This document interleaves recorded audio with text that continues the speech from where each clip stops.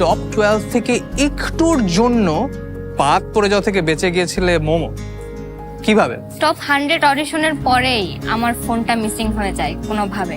Phone missing? Yes. Oh wow. And আমার যেই নাম্বারটা, সেই নাম্বারটা তো সেই ফোনে। তো আমি কিভাবে কি করব, আমার মাথায় কিছুই আসছিল না। ফাইনালি 2 দিন পর আমি আমার নাম্বারটা তুলি। নাম্বারটা তোলার পর আমার কাছে কল আসে এবং প্রথম কলটাই আসে লাক্স থেকে।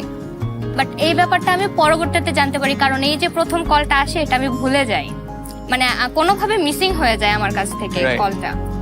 দেন পরের দিন সকালে আমি ঘুম থেকে উঠে দেখি 5টা কলটা ব্যাক করি।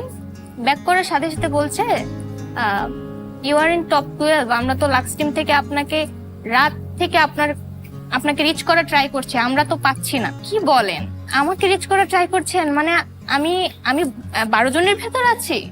বলে হ্যাঁ, আমাদের কালকে থেকে বুট ক্যাম্প, আপনি কি আসছেন কিনা? আসছি না মানে আমার তো যেতেই হবে।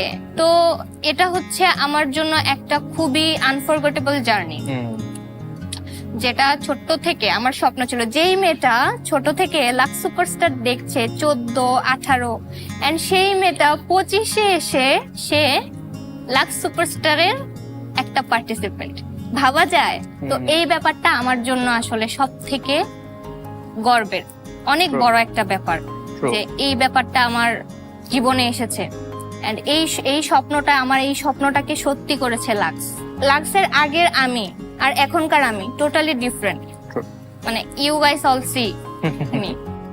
তো লাক্স আসলে এই ট্রান্সফরমেশনটাকে প্রমোট করার চেষ্টা করে, তোমাদেরকে রেডি করছে ফর আ ফিউচার প্ল্যাটফর্ম, যার কারণে আমি top 12 আসতে আসতে পেরেছি।